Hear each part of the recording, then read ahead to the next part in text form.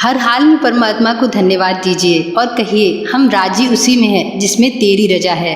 हमें तू जैसे रखे उसी में मजा है। हेलो फ्रेंड्स, मैं हूं मोहिनी और स्वागत है आपका मोक्ष मोटिवेशन में। बूंद अगर सागर को ना माने तो सागर पर कोई फर्क नहीं पड़ता, लेकिन यदि वो सागर के प्रति समर्पित हो जाती है तो बूंद को सागर में समाने यानी सागर का ही रूप बनने की योग्यता मिल जाती है। हमारा ईश्वर भी सागर के ही समान है और हम बूंद के समान। अगर हम ईश्वर को नहीं मानते तो ईश्वर पर कोई फर्क नहीं पड़ता, लेकिन यदि हम ईश्वर के लिए समर्पित हो जाते हैं और उन पर अटूट विश्वास करते हैं तो निश्चित ही वो हमारी रक्षा करते हैं। हम जब भी खुद को परेशानियों में घिरा हुआ पाते हैं तो हमारा विश्वास और आस्था टूटने लगती है।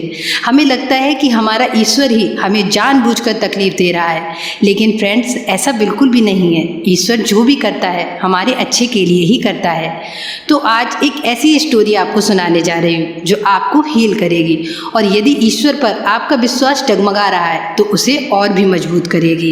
एक बार की बात है, शहंशाह अकबर और उनके प्रमुख वजीर बीरबल एक जंगल में शिकार करने के लिए गए। वहाँ शिकार करते समय अकबर की उंगली कट गई। शहंशाह अकबर की उंगली से खून बहने लगा और वो दर्द की वजह से कराहने लगे। तभी बीरबल बोले, शहंशाह कोई चिंता की बात नहीं है, जो भी होता है अच्छे के लिए ही होता है। बीरबल की ये बात सुनकर शहंशाह अकबर को बहुत तेज गुस्सा आया।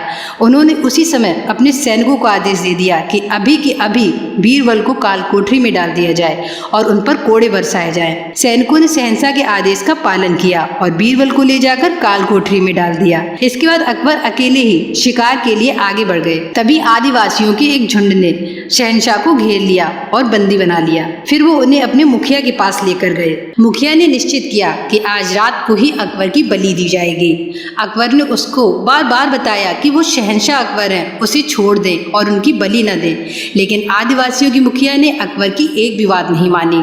शाम होते ही अकबर की बलि देने की तैयारियां शुरू हो गई। फिर जैसे ही मुखिया अकबर की बलि चढ़ाने के लिए आगे बढ़ा तो उसने देखा कि अकबर की तो उंगली कटी हुई है, अर्थात वो खंडित है, इसलिए उनकी बलि नहीं दी जा सकती और आदिवासियों ने अकबर को मुक्त कर दिया।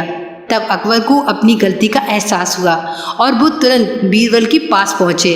अकबर ने बीरबल को काल कोठरी से बाहर निकाला और उनसे माफ़ी मांगी कि उससे बहुत बड़ी भूल हो गई जो उसने बीरबल जैसे ज्ञानी और दूरदृष्टि व्यक्ति को बंदी बनाकर काल कोठरी में डाल दिया।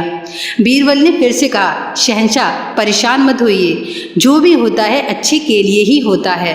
तब अकबर ने कहा, मेरी उंगली कटने के कारण मेरे प्राण बच गए, ये तो अच्छा हुआ, लेकिन मैंने तुम्हें काल कोठरी में बंदी बनाया, इसमें क्या अच्छा हुआ? तब बीरबल ने उत्तर दिया, शहंशाह अगर आप मुझे बंदी नहीं बनाते तो मैं भी आपके साथ शिकार पर जाता और आदिवासियों के जाल में फंस जाता।